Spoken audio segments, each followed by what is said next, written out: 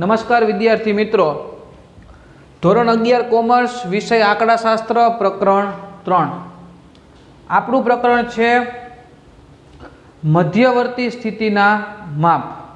बराबर। हवे last lecture में आपणे चतुर्थको, दशांशको अने शतांशको विषे अभ्यास करवानी वात करी थी। त्यारे मैं तमने चतुर्थक, दशांशक और शतांशक विषे थोड़ी बात करी थी कि चतुर्थक छे ए 4 थी भांगे, दशांशक छे ए 10 थी भांगे और शतांशक छे ए 100 थी भांगाकार करे। चतुर्थकोनी संज्ञा Q, दशांशकोनी D और शतांशकोनी P। चतुर्थक 3 होय, Q1, Q2, Q3। दशांशक 9 होय, D1 थी मांडीने D9 सुधी। अने शतांशको छे ए P1 थी मांडीने P99 सुधी होय। तो मैं तमने लास्ट लेक्चर में एवुं कीधेलुं के हूँ तमने सूत्रों बनावता शीखवाड़ीश। आजे आपणे थोड़ाक सूत्रों बनावता शीखी लईए। हवे सूत्रों में केवुं छे कि आपणे आपणी रीते सूत्रों बनाववाना छे, गोखणपट्टी करवानी नथी। हवे हूँ अहींया थोड़ोक लखुं छुं, ध्यान आपजो। प्रथम चतुर्थक, तृतीय चतुर्थक, सातमो दशांशक, पांचमो दशांशक। आ 4 वस्तु में लिखी। हवे प्रथम चतुर्थक, चतुर्थकनी संज्ञा शुं छे? Q। प्रथम चतुर्थक एटले Q1 एनु सूत्र बने n+1। चतुर्थक केटलाथी भांगे? 4 थी। तो प्रथम चतुर्थकनुं सूत्र बनी गयुं Q1 बराबर n+1 ना छेदमां 4। रेडी? तृतीय चतुर्थक, चतुर्थक एटले Q, तृतीय एटले त्रीजो। तृतीय चतुर्थक छे एटले 3 काउंसमां n+1 ना छेदमां 4। त्रीजो चतुर्थक छे एटले सहगुणकमां केटला आवे? 3। चतुर्थक केटलाथी भांगे? 4 थी। तो तमे एम कहो सर अहींया काई एकड़ो न लख्यो? पहेलो चतुर्थक छे तो अहीं 1 का न लख्युं? 1 लखाय नहीं, कारण के 1 ने गमे एना वडे गुणो, जवाब तो ईनो ही आवવાનો छे, तो लखવાનો कोई मतलब नथी। आ चतुर्थकनी वार्ता करी। सातमो दशांशक, दशांशक एटले शुं थाय? D। सातमो एटले 7 एटले एने D7 कहेवाय। एटले 7 काउंसमां n+1 ना छेदमां दशांशक केटलाथी भांगे? 10 थी। तो आ सूत्र बनी गयुं। આપણે પાંચમા દશાંશકનું સૂત્ર જોઈએ છે। દશાંશક એટલે D, પાંચમો એટલે 5, એટલે D5 કહેવાય। એટલે 5 કાઉંસમાં n+1 ના છેદમાં દશાંશક કેટલાથી ભાંગે? 10 થી। તો આવી રીતે તમે કોઈ પણ સૂત્ર તમારી રીતે બનાવી શકો। માની લ્યો કે 60મો શતાંશક કે 80મો શતાંશક फेर काई पड़तो ज नथी। 60मो शतांशक, शतांशक एटले P, 60मो एटले 60। 60 काउंसमां n+1 ना छेदमां शतांशक केटलाथी भांगे? 100 थी। એટલે જ તમને શરૂઆતમાં લખાવી દીધું। 80મો શતાંશક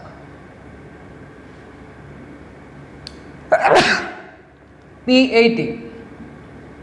80 કાઉંસમાં n+1 ના છેદમાં 100। બરાબર?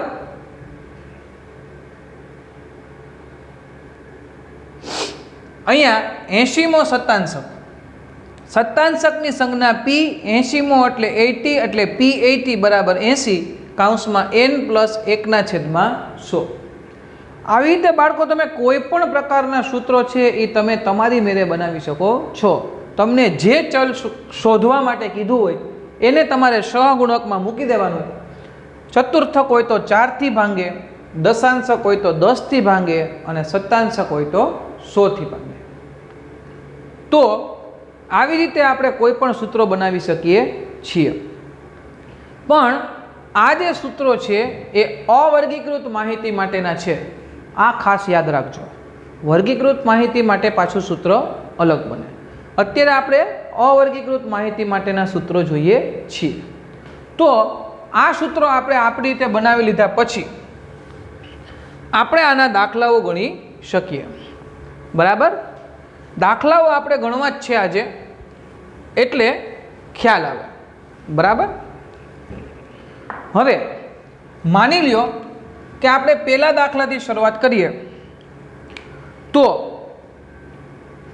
હું એમ કહું કે આપણને એ પહેલો ચતુર્થક શોધવાનું કહે, ત્રીજો દશાંશક શોધવાનું કહે, 40મો શતાંશક શોધવાનું કહે છે. એણે આપણને શું કીધું? પહેલો ચતુર્થક શોધો, ત્રીજો દશાંશક શોધો, 40મો શતાંશક શોધો. એટલે આપણે લખ્યું કે ભાઈ અમારે ગોતવાનું શું? તો કે Q1 ગોતવાનો, D3 ગોતવાનો, P40 ગોતવાનો છે. રકમ આવા પ્રકારની હોય: 3, 2, 5, 7, 8 અને 6 અને 15. આ અવર્ગીકૃત માહિતીની રકમ છે. એમાં તમારે પ્રથમ ચતુર્થક, ત્રીજો દશાંશક અને 40મો શતાંશક આ વસ્તુ તમારે ગોતવાની છે. કાંઈ વાંધો નહીં. પણ મેં તમને એક વાક્ય મધ્યસ્થ વખતે કીધું હતું કે મધ્યસ્થ ગોતો, ચતુર્થક ગોતો, દશાંશક ગોતો કે શતાંશક ગોતો, તમારે પહેલા એને ચડતા ક્રમમાં ગોઠવવા પડે. તો આપણે આને ચડતા ક્રમમાં ગોઠવીએ. અહીં લખીએ ચડતો ક્રમ. ચડતો ક્રમ એટલે પહેલા સૌથી નાની સંખ્યા, પછી n થી મોટી, પછી n થી મોટી, પછી n થી મોટી. તો સૌથી નાની સંખ્યા કઈ છે? 2. પછીની સંખ્યા 3, પછી 5, પછી 6, પછી 7, પછી 8 અને પછી 15. 1 2 3 4 5 6 7 રકમમાં 1 2 3 4 5 6 7 બે ગણિત લેવાના. એટલે આપણી ક્યાંય ભૂલ હોય તો આપણને ખબર પડી જાય. તો અહીંયા કુલ 7 અવલોકનો છે. એનો મતલબ એવો થયો બાળકો કે n બરાબર કેટલા થશે? 7. હવે આપણને શું શોધવાનું કીધું છે એ ચેક કરીએ. સૌથી પહેલા Q1. બરાબર?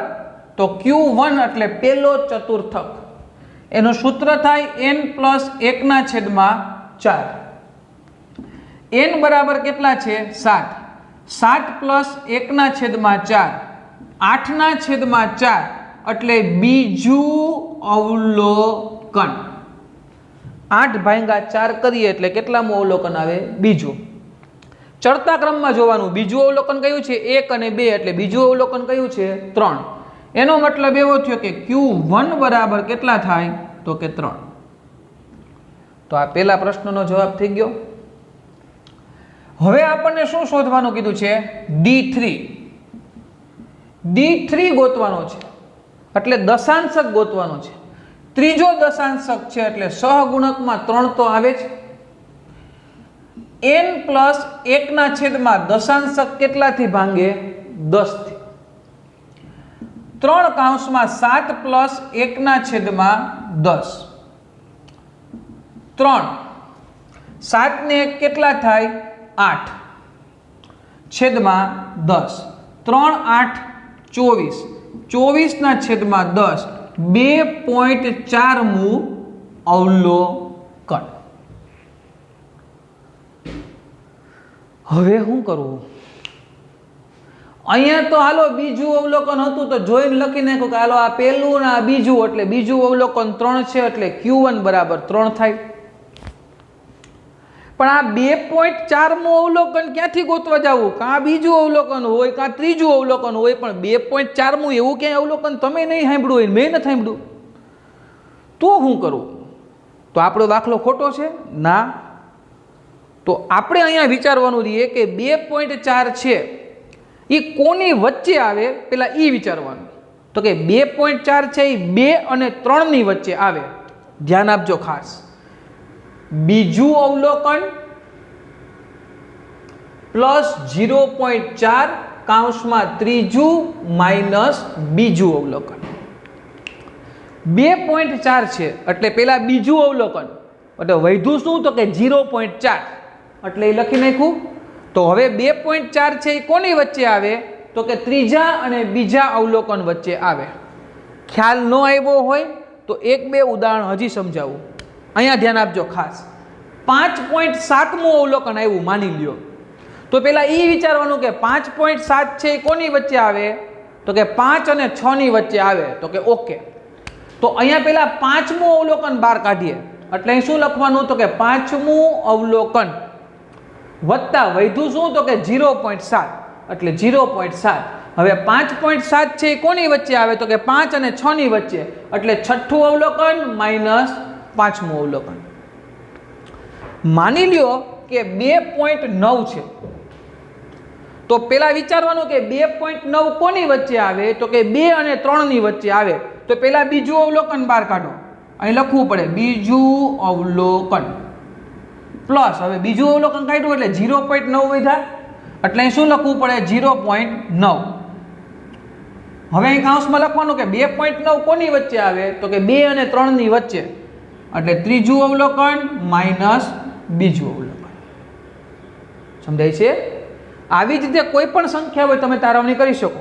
માની લો કે 6.7 છે તો પેલા 6 ને બહાર કાઢો, છઠ્ઠું અવલોકન વત્તા વધ્યું કોણ તો કે 0.7 એટલે છઠ્ઠું અવલોકન વત્તા 0.7. હવે 6.7 છે તો 6.7 કોની વચ્ચે આવે તો કે 6 અને 7 ની વચ્ચે એટલે 7મું અવલોકન મોટું હોય એટલે 7મું માઇનસ છઠ્ઠું અવલોકન. આવી રીતે થાય. તો અહીંયા આપણી પાસે 2.4મું અવલોકન હતું એટલે આપણે પહેલા અહીં શું લખ્યું બીજું અવલોકન વત્તા 0.4. પછી 2.4 કોની વચ્ચે આવે તો કે 3 અને 2 ની વચ્ચે આવે તો આપણે 3 માઇનસ શું કરી નાખ્યા 2 કરી નાખ્યા. તો હવે આપણા દાખલામાં આપણે આગળ વધીએ તો શું થાય એ વિચારીએ. તો કે ભાઈ બીજું અવલોકન છે એ કયું છે તો કંઈ જુઓ, પહેલું અને બીજું. બીજું અવલોકન કયું છે 3, તો અહીં 3 લખો વત્તા 0.4 ને અડવાના જ નથી એને એમને એમ રાખો. પછી શું છે તો કે ત્રીજું માઇનસ બીજું અવલોકન. બરાબર છે? તો આ ચડતા ક્રમમાં જુઓ ત્રીજું અવલોકન કયું છે તો કે 2, 3 અને 5. આ 5 છે એ ત્રીજું અવલોકન છે એટલે એ લખવાનું ત્રીજું અવલોકન તો કે 5, બીજું અવલોકન તો કે 3 એટલે 3 પ્લસ 0.4 ગુણ્યા 5 માંથી 3 જાય તો કેટલા વધે 2.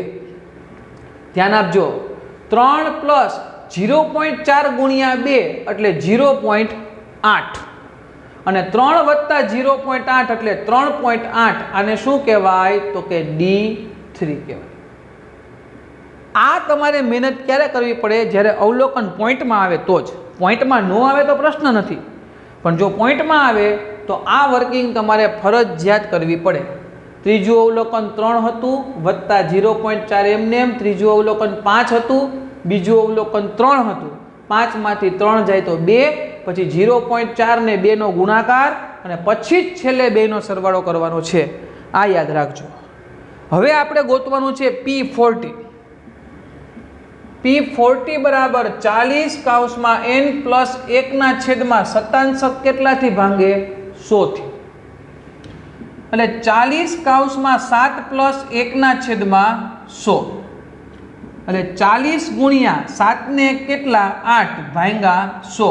એક એક મીંડું ઉડી જાય 8 4 32, 32 ભાંગા 2 એટલે 3.2મું અવલોકન. થઈને પાછી તકલીફ 3.2 એવું કાંઈ અવલોકન હોય નહીં. તો વિચારવાનું કે 3.2 છે એનો સમાવેશ ક્યાં થાય તો કે ત્રીજા અને ચોથા અવલોકનમાં 3.2 આવી શકે ને. તો 3.2 છે તો પેલા 3 ને બહાર કાઢો, ત્રીજું અવલોકન વત્તા 3.2 માંથી તગડો કાઢી લીધો 0.2 વધ્યા કે નહીં એટલે 0.2. હવે 3.2 કોની વચ્ચે સમાય તો કે 4 અને 3 ની વચ્ચે સમાય એટલે ચોથું અવલોકન વત્તા ત્રીજું અવલોકન. તો હવે ત્રીજું અવલોકન ચડતા ક્રમમાં જુઓ કોણ છે, તો કે 5, અને ચોથું અવલોકન કોણ છે, તો કે 6. ઓકે, હવે ત્રીજું અવલોકન 5 છે એટલે એ 5 લખવા પડશે, વત્તા 0.2, ચોથું અવલોકન કોણ છે, 6, માઇનસ ત્રીજું અવલોકન કોણ છે, 5, એટલે 5 પ્લસ 0.2 ગુણ્યા 6 માંથી 5 જાય તો 1, એટલે 5 પ્લસ 0.2 એકુ 0.2, અને 5 વત્તા 0.2 એટલે 5.2. આ P40 આપણી પાસે રકમ થઈ. રેડી? પોઈન્ટમાં જ્યારે આવે ત્યારે થોડુંક ધ્યાન રાખવું ને નિરાત રાખવી, બાકી સૂત્ર બનાવતા તો આપણને આવડી ગયું છે, એટલે એમાં તો આપણે કાંઈ પ્રશ્ન રહેતો નથી. પણ આનું ખાસ ધ્યાન રાખવું જ્યારે સંખ્યા છે એ આપણને પોઈન્ટમાં મળે ત્યારે. તો આજે આપણે અવર્ગીકૃત માહિતીમાં કોઈ પણ સંખ્યા આપી હોય, આની જગ્યાએ કદાચ તમને Q3 આપ્યો હોય, ત્રીજો ચતુર્થક, તો Q3 બરાબર 3n+1/4. જો પૂર્ણાંકમાં આવે તો સીધું ગોતીને લખી નાખવાનું, પોઈન્ટમાં આવે તો વાં જે વર્કિંગ નોટ કરી એવી વર્કિંગ નોટ આપણે કરવી પડશે. બરાબર? તો આ આપણા માટે ચતુર્થક, દશાંશક અને શતાંશકના દાખલાઓ હતા. કોના માટેના? અવર્ગીકૃત માહિતી માટેના. બરાબર? એટલે દાખલો વ્યવસ્થિત જોઈ લેજો. બરાબર? આપણે હવે પછીના લેક્ચરમાં અવર્ગીકૃત માહિતીમાં એક દાખલો હું તમને હોમવર્કમાં નેક્સ્ટ લેક્ચરમાં આપીશ. ત્યાં સુધીમાં તમે આ દાખલો જોઈ લેજો, અને એક દાખલો કે બે દાખલા હું તમને હોમવર્કમાં આપીશ જ, અને પછી તમને વર્ગીકૃત માહિતીના સૂત્રો બનાવતા શીખડાવીશ અને એના દાખલાઓ ગણાવીશ. તો હવે પછી આપણે નેક્સ્ટ લેક્ચરમાં આપણે આગળ વધીશું. આવજો.